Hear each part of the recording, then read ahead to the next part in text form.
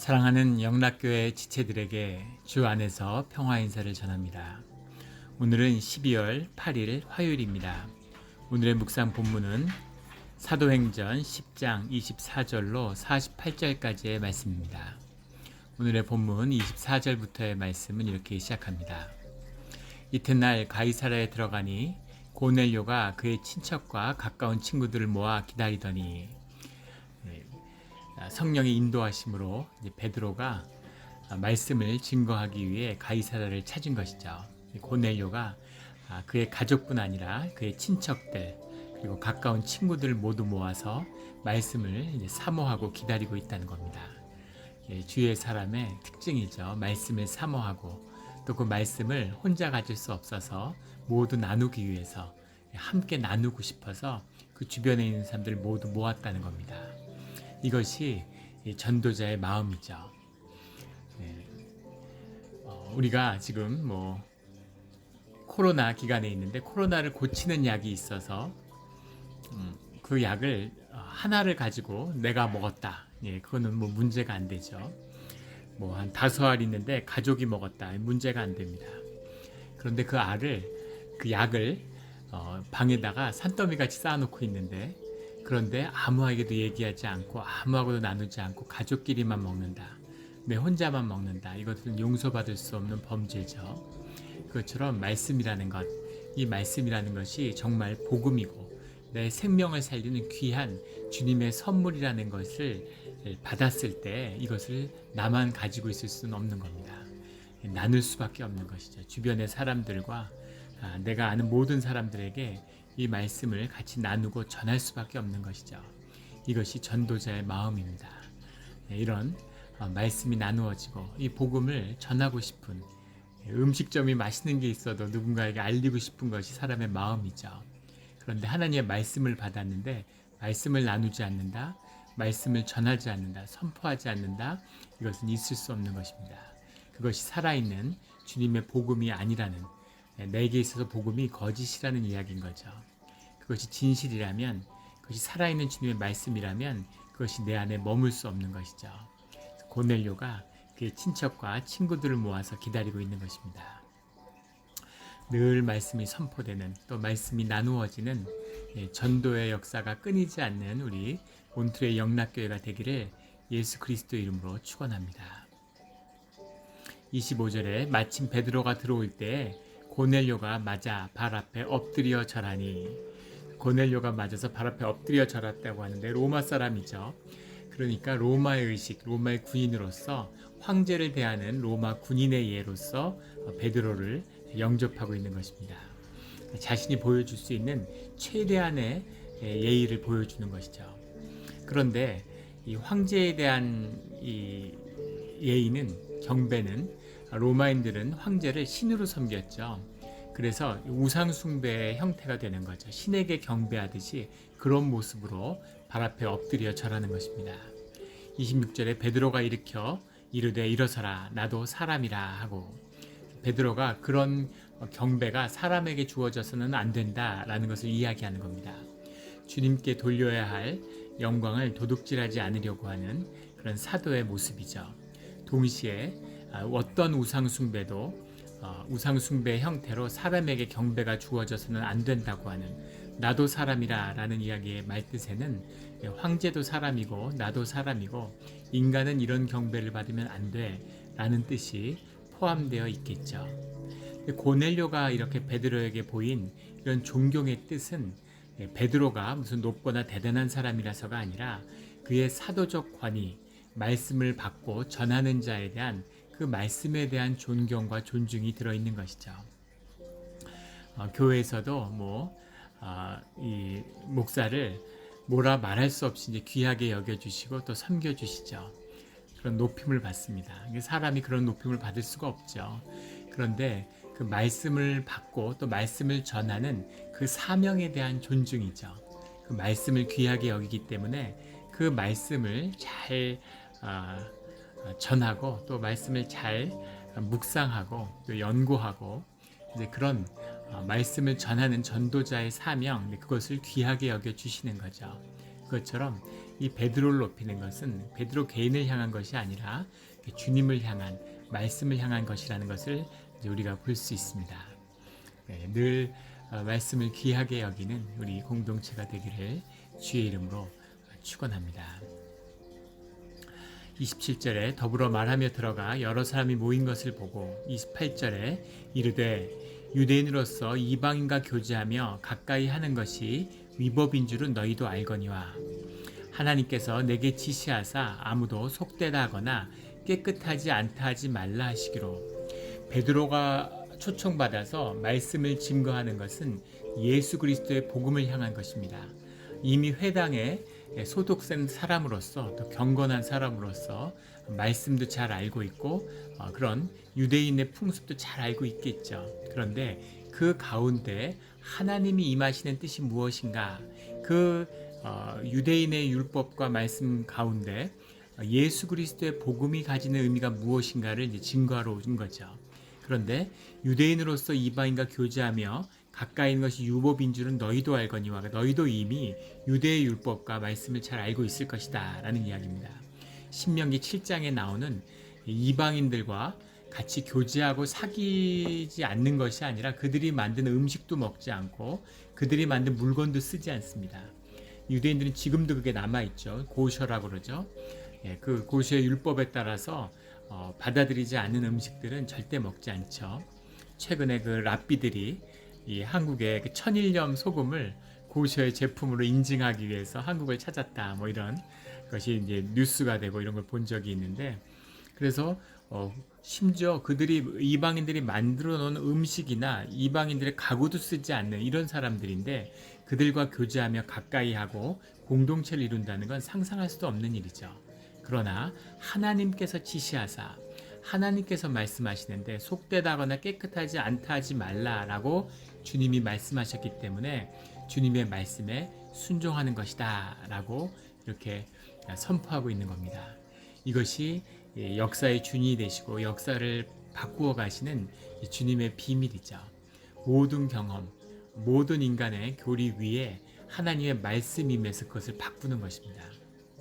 그래서 살아계신 하나님이 함께해야 되는 것이죠. 하나님이 함께하시지 않으면 모든 종교의 교리나 율법은 썩어지는 것에 불과한 것이죠. 그래서 그것을 넘어서는 겁니다. 이런 주님을 만나는, 주님을 통해서 삶의 반전을 이루어내는 우리 삶의 자리가 되기를 주의 이름으로 축원합니다. 고넬료가 먼저 어떻게 해서 베드로를 청하게 됐는지 그 이야기를 먼저 나누죠. 주님의 말씀이 임해서 그 천사가 와서 이 모든 것을 내게 증거해 주었다, 이렇게 고백을 하는 모습이 29절부터 33절까지 나옵니다. 33절에 보면 이제는 우리는 주께서 당신에게 명하신 모든 것을 듣고자 하여 다 하나님 앞에 있나이다. 이 하나님 앞에라고 하는 것이 아주 중요한 고백이죠. 하나님의 뜻 가운데 하나님 앞에 있다라고 하는 것은 우리가 순종한다. 주님의 말씀을 이것이 주님의 뜻으로 받아들이고 그것에 선포되는 말씀을 영접하고 순종할 그런 준비가 되어 있다라는 고백입니다. 이것이 하나님 앞에라는 코람 데오라고 그러죠. 주님 앞에 있는 자의 고백이죠. 34절에 베드로가 입을 열어 말하되 내가 참으로 하나님은 사람의 외모를 보지 아니하시고, 사람의 외모를 보지 않는다는 이야기는 유대의 형식적인 경건주의를 이제 사람의 외모라는 표현으로 쓰죠. 그것에 얽매이지 않으신다는 것을 알겠다, 이렇게 이야기하는 겁니다. 각 나라 중에 하나님을 경외하며 의를 행하는 사람은 다 받으시는 줄 깨달았도다. 정말 깨달았던 모든 것의 주인이, 모든 복음의 역사의 주인이 성령 하나님이신 것을, 예수 그리스도의 복음에 있는 것을 깨달았다. 내가 몸으로 알았다. 진짜 그렇구나 하는 것을 알았다. 선교의 주인이, 복음 증거의 주인이, 전도의 주인이, 모든 우리 신앙의 중심이 살아계신 하나님께 있다는 것을 내가 깨달았다, 이렇게 고백하고 있습니다. 36절에 만유의 주가 되신 예수 그리스도로 말미암아 화평의 복음을 전하사 이스라엘 자손에게 보내신 말씀, 만유의 주 되신 예수 그리스도. 사실은 이방인들에게 이방인들을 보고 주님이 외모를 취하지 않으시고 그리고 복음을 증거하는 걸 내가 깨달았다라고 얘기하는데, 사실은 만유의 주 되신 예수 그리스도라는 고백도 유대인들이 들을 땐 있을 수 없는 이야기죠. 유대인으로서 유대인 안으로 자라난 베드로가 이런 고백을 한다는 것, 이게 살아계신 하나님 성령의 역사가 없이는 있을 수 없는 일입니다. 만유의 주 되신 예수 그리스도가 하나님이다라고 선포하고 있는 거죠. 성서학자 중에는 또는 이단들 중에는 명시적으로 성경에 삼위일체 하나님에 대한 고백이 없다, 이런 이야기를 하는 사람들이 있어요. 여호와의 증인 이런 사람들 보면 그런 얘기들을 하죠. 근데 여기에 만유의 주 되신 예수 그리스도가 하나님이다라는 고백입니다. 성경을 보지 않는 거죠. 만유의 주 되신 예수 그리스도, 어떻게 예수님이 하나님이다, 자신들과 공생애를 같이 보내고 밥을 먹고 같이 살았던 그런 예수님이 하나님이셨다, 이 땅에 오신 하나님이시다라고 고백할 수 있겠습니까? 상상이 되세요? 우리는 이게 기독교로서 종교를 받아들여서 이걸 익숙하게 이야기하지만 혁명적인 거죠. 혁명 이상입니다. 있을 수 없는 일이에요.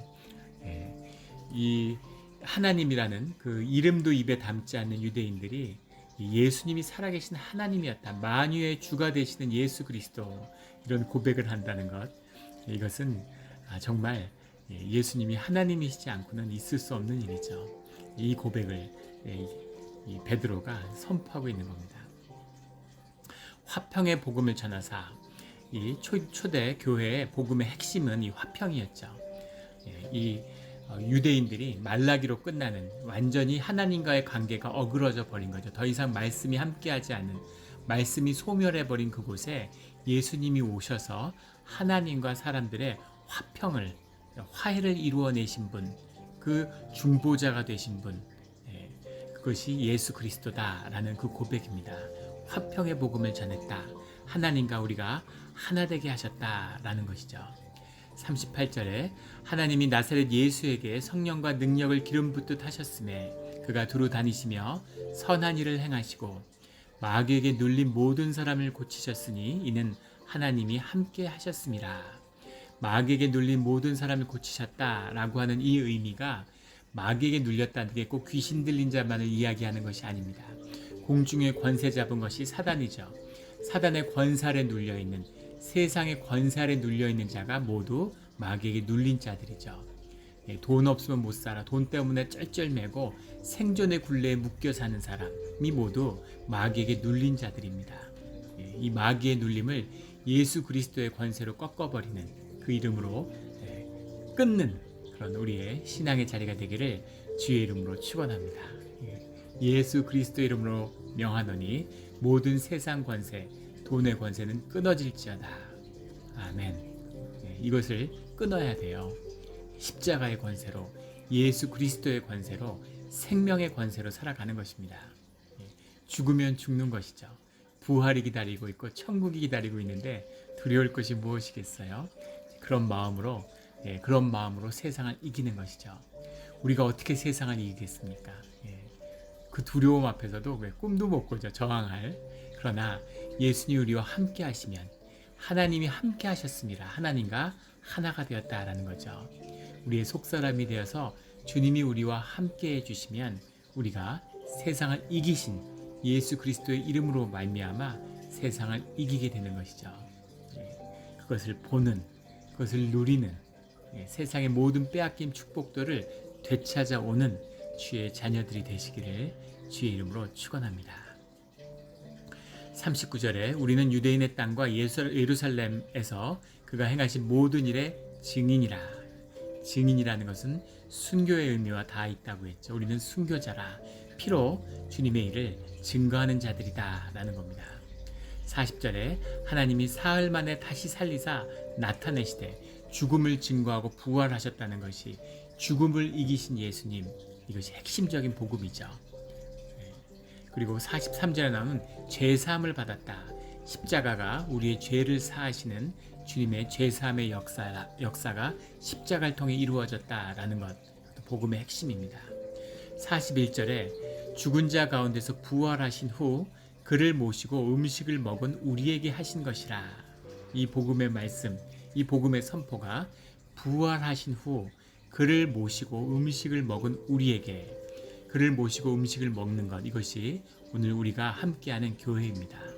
함께 모여서 같이 주의 이름으로 주님께 기도하고 떡을 떼고 음식을 먹어야 되는 거예요. 우리가 지금 공예배로도 모일 수 없고 음식을 먹지도 못하죠. 이것을 주님이 허락하지 않으시면 세상에 누가 감히 이런 일을 할 수 있겠습니까? 어떤 대적의 무리가 이런 일을 할 수 있겠어요? 주님이 이것을 허락하신 것이죠. 주님의 뜻이 무엇인지, 주님 우리에게 구하시는 것이 무엇인지를 찾아야 하는 이때입니다. 우리가 예배가 막혀 있지만, 애찬이 막혀 있지만 우리에게 기도와 말씀이 열려 있습니다. 사도 바울의 복음의 역사가 마지막에 이제 2년 동안에 죽기 전에 감금되어 있었죠. 거기서 로마 교회, 자신을 도왔던 로마 교회에게 보내는 로마서를 쓰게 됩니다. 근데 그 로마서가 정말 복음의 핵심을, 예수 그리스도의 삶과 가르침이 무엇인지를 깨닫게 하는 큰 이정표가 되었죠. 우리가 로마서를 읽으면서 얼마나 큰 은혜가 되고 또 깨달음을 얻습니까? 이것이 성령의 역사죠. 감옥에서 병들고 아프고 죽어가는, 죽음을 기다리고 있는 한 노인이 쓴, 주의 자녀가 쓴 편지, 그의 공동체, 그의 형제에게 쓴 그 편지가 지금 2000여 년이 지나서 오늘 우리에게 은혜와 주님의 길을 인도하고 있는 것입니다. 이것이 하나님의 역사고 하나님이 하시는 귀한 일이에요. 얼마나 사도 바울은 답답했겠습니까? 말씀을 전할 수 없고 공동체와 함께 할 수 없고 갇혀 있는데, 그런데 그 안에서 정말 위대한 복음의 역사가 일어나는 거죠. 하나님이 귀한 일을 이 가운데 행하고 있으심을 믿습니다. 우리가 모여서 말씀을 나누지 못하지만, 모여서 교회의 성도의 교제를 나누지 못하지만, 그렇다고 해서 교회가 힘을 잃고 교회가 약해진다고 절대 보지 않습니다. 오히려 더 말씀으로 굳건히 뿌리를 내리고 새롭게 되는, 교회로, 진짜 교회로 새롭게 태어나는 그 시간이 될 거라고 저는 믿어요. 우리가 다시 모였을 때 그런 모습을 보는, 그런 역사가 시작되는, 깨끗하여지는 우리 몬트레이 영락교회가 되기를 예수 그리스도 이름으로 축원합니다. 부활하신 후 그를 모시고 음식을 먹은 우리에게 하신 것이라. 같이 모여서 밥을 먹는 거죠. 가족들이 같이 밥을 먹죠. 연인이 처음에 차 마시다가 관계가 깊어지면 밥을 먹죠. 국가가 그런 국빈 방문을 하면 정상 만찬을 합니다. 같이 음식을 먹고 같이 밥을 먹는 것, 정상이, 그것이 국가 간의 깊은 유대를 상징하죠. 그래서 먹는다는 것은 깊은 신비가 있어요. 예수님이 공생의 시작을 가나안의 혼인잔치에서 같이 떡을 떼는 것으로 시작하시죠. 마지막 떠나기 전에 최후의 만찬을 제자들과 갖습니다. 부활하신 후에 제자들을 찾아와서 같이 떡을 떼죠. 이것이 복음과 공동체의 핵심입니다. 이 떡을 떼는 것, 같이 음식을 먹는 걸 신성히 여기고 귀하게 여겨야 되는 겁니다. 이것의 소중함이 공동체의 비밀이에요. 이것이 언젠가 주님의 때에 분명히 귀하게 다시 회복되고 열릴 것이라 믿습니다. 그 떡을 떼는 자리에 함께하는 우리 공동체가 되기를 주의 이름으로 축원합니다. 44절에 베드로가 이 말을 할 때 성령이 말씀 듣는 모든 사람에게 내려오시니, 아주 중요한 이 말씀인데, 말씀을 증거할 때 성령의 충만함이 임했다는 거죠. 무슨 안수기도를 한 것도 아니고 무슨 특별한 의식이 있었던 것도 아니고 그 말씀을 나누는 자리에 성령 충만함이 임한 겁니다. 모두 말씀이 열리고 말씀이 살아계신, 말씀이 하나님의 역사하심이니까, 말씀을 통해 성령님이 임하시니까 그 성령의 충만함이 임한 거죠. 이것은 말씀을 통해서 하나님의 성령이 임했다는 의미도 있고, 그것을 받고 연합하는 심령이 열려서 그 심령의 연합, 성령과 하나됨이 일어났다는 의미입니다. 이것이 우리가 예배 가운데, 말씀을 나누는 가운데 이루어져야 할 역사죠. 근데 이것을 받은, 이것을 본 베드로와 또 함께 온 할례 받은 신자들, 할례 받은 신자들이라는 것은 유대인들을 의미하는 거죠. 이때의 유대인들은 기독교인이 되기 위해서는 예수 그리스도의 복음을 받기 위해서는 먼저 유대인이 되어야 된다 이렇게 생각했어요. 유대인이 되고 유대인의 율법을 받고 할례를 받고 그 다음에 예수님의 복음을 받는 것이다. 이렇게 생각하는 거죠. 그런데 할례 받지 않은 자들에게 주님의 성령의 충만함을 보고 충격을 받은 거죠. 이 역사의 주인이 주님이시니까 이 모든 역사를 만들어 가시는 건 주님이신 거죠. 그래서 뭐 세례를 받은 것도 아니고 할례를 받은 것도 아니고 아직 같은 공동체의 연합을, 교회의 연합을 이뤄낸 것도 아닌데 성령님이 그 공동체 가운데 말씀 가운데 임해 버리신 거죠. 그래서 그 성령의 충만함을 보고 놀라니 이런 일이 있을 수가 있나? 자신의 경험 속에선 있을 수 없는 일인데 도저히 자기들은 상상도 할 수 없는 일인데 그 일이 성령의 역사로 이루어지는 거죠.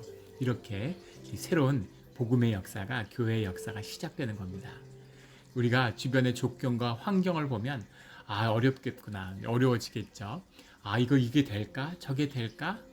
뭐 이런 일들을 생각합니다. 그러나 주님의 성령의 역사가 임하시면 그 모든 것을 뛰어넘는 주님의 일이 일어나는 것이죠.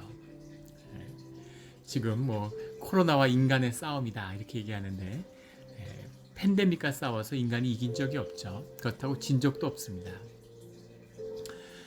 약으로 그것을 정복하겠다. 약으로 정복 못하죠. 백신으로 정복이 되겠습니까? 절대 못합니다.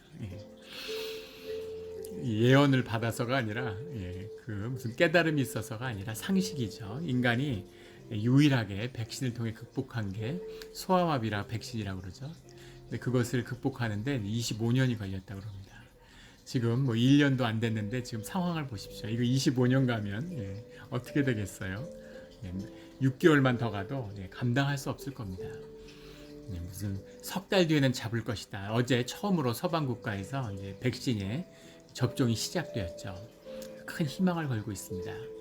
정말 그 백신이 효과가 있어서 이것이 종식되기를 정말 4월까지는 종식된다고 그런 예측들을 하는데 그렇게 되기를 간절히 바라죠. 그러나 그것을 그렇게 할 수 있게 하시는 건 성령님의 은혜고 성령님의 역사예요. 기도와 그 기도를 주님이 연락하는 뜻이 없으시면 그런 일 절대 한순간에 무용지물이 될 수 있죠. 우리가 지금 감기가 와도 플루도 100년이 지나도 잡지 못하고 있어요. 그런데 우리가 그걸 잡을 수 있을까? 생명의 역사가 그것을 이겨내면 역사적인 전염병들은 모두 한순간에 사라졌습니다. 생명의 역사죠. 주님이 하시면 하는 겁니다. 주님이 안 하시면 그걸로 어디까지 갈지 아무것도 인간이 할 수 없죠. 우리가 오직 늘 주님께 기도해야 되는 그 이유입니다. 저희 둘째가 이제 대학 지원을 하고 있는데 1년 내내 학교에서 수업도 못하고 온라인으로 지금 SAT 시험도 못 보고 모든 것이 이제 폐쇄돼서 대학 지원을 하고 있어요. 본인은 뭐 최선을 다하고 있죠. 뭐 저희가 부모로서 도와줄 수 있는, 아버지로 도와줄 수 있는 게 없기 때문에 제가 할 수 있는 일이라고는 기도하는 것 뿐입니다. 그리고 저희 이제 은규한테, 둘째한테도 늘 그 얘기를 해요. 그러니까 최선을 다하고 열심히 준비하지만 그것보다 더 중요한 것은 기도하는 거라고. 매일 기도해라. 내 꿈을 위해서 네 간구함을 솔직하게 주님에게 기도하고 또 네가 원한다면 또 때를 쓰는 게 자식의 모습이니까 또 주님께 네가 정말 원하는 것이 있다면 간절히 간구하라고 그렇게 이야기합니다. 그것이 사실은 본질이고 중요한 것이죠. 내가 최선을 다하지만 최선을 다해서 잘 될 것 같으면 세상에 안 되는 사람이 어디 있겠습니까? 그걸로 되지 않죠. 인간들이 최선을 다하고 지혜를 다한다고 되겠습니까? 최선을 다해야 하지만 그 위에 하나님의 은혜를 만나는, 은혜로 하나님의 역사를 만나는 일이 있어야, 그래야 하나님의 일이, 역사의 변화가, 역사의 섭리가 움직이는 일들이 우리 가운데 일어나는 것이죠. 그런 일들이 일어나야 되는 겁니다. 46절에 그들이 성령이 부어주심이 나타나니까 방언을 말하며 하나님 높임을 들음이러라. 방언의 역사라는 건 오순절에서 자기들이 경험했던 역사인데 그 역사가 성령의 충만함으로 어디든 언제든 일어날 수 있다는 사실을 본 거죠. 이런 역사가 없었다면 이 초기 공동체들은 또 그것을 자기 경험 안에 묶었을 거예요. 성령은 우리에게만 임했다. 성령의 역사는 우리에게만 있다. 그렇지 않죠. 성령이 주인이시고 성령이 함께하는 곳, 예수 그리스도 이름을 영접하고 그를 높이는 자리에는 성령의 충만함이 나타나는 겁니다. 하나님을 높임을 찬양이죠. 찬양이 있어야 되는데 모이지 못해서 제일 아쉬운 것 중에 하나는 함께 찬양하지 못하는 거예요. 모여서 찬양을 드려야 되는데 같이 모여도 찬양을 지금 같이 소리 높여서 하나님을 높인다는 게 지금 쉽지 않죠. 하나님을 높여야 되는 겁니다. 모여서 찬양을 드려야 되는 거죠. 47절에 하나님을 높일 수 없다는 게 참 참담한데 하나님의 뜻이 있음을 믿고 기다리는 겁니다. 하나님의 귀하신 뜻이 있겠죠. 47절에 이에 베드로가 이르되 사람들이 우리와 같이 성령을 받았으니 누가 능히 물로 세례 베품을 금하리요. 금하리요라는 이야기에는 이것에 대한 꺼림이 들어있는 거죠. 뭘 꺼리는 것일까요? 이들이 할례 받지 않은 자라는 겁니다. 할례도 안 받았는데 세례를 주는 게 맞아? 할례를 받고 세례를 받고 성령을 받을 줄 알았는데 성령을 먼저 받아서 세례를 그 다음에 주는 거죠. 반대로 되는 거죠. 그리고 사도 바울의 가르침, 그에게 증거한 하나님의 분명한 말씀은 할례 안 받아도 된다. 유대인들이 육신의 할례 받는 게 무슨 의미가 있느냐 이렇게 말씀하시는 거죠. 마음의 할례를 받아야지, 귀의 할례를 받아야지. 그게 진짜 할례지. 육신의 할례 받고서 태어난 지 8일 만에 육신의 할례 받아서 일생을 경건하게 살지 못하면서 할례 받은 백성이라고 얘기하느냐? 나는 그런 백성을 모른다. 주님이 이렇게 말씀하시는 겁니다. 그래서 성령의 충만함을 받아서 성령이 함께 하심으로 하나님을 높이는 이자들에게 세례를 베품을 무엇으로 금하겠느냐? 당연히 세례를 베풀어야 된다. 그래서 세례를 베푸는 겁니다. 세례를 베푼다는 의미는 같은 교회 공동체, 초대교회 공동체의 일원이 되었음을 확인하는 거죠. 그 확인의 징표가 이 물세례입니다. 이 세례를 받는 거죠. 예수 그리스도 이름으로 세례를 베풀라 하니라. 그들이 베드로에게 며칠 더 머무기를 청하니라. 삶이 연합하는 모습을 드러내고 한 교회가 되었음을 보여주고 있습니다. 이런 것을 보면 정말 가슴이 뛰죠. 이런 걸 다시 볼 수 있으면, 이렇게 다시 교회의 역사가 경험될 수 있으면 간절한 바람입니다. 우리 영락교회에 많은 고난과 시련의 때가 있었어요. 그것이 헛된 것이 아니었다고 믿습니다. 그것을 통해서 교회의 소중함과 교회에 대한 소망을 품은 자들이 남아있죠. 그 소망이 주님과 만나서 성령의 부흥이, 이 성령의 충만함의 역사가 우리 영락교회를 다시 채우는 일들을 보게 되리라 믿습니다. 그 날까지 우리 참고 인내하며 기도하며 주님을 늘 높이는 말씀을 사모하는 우리 영락 공동체가 되기를 예수 그리스도 이름으로 축원합니다. 아멘.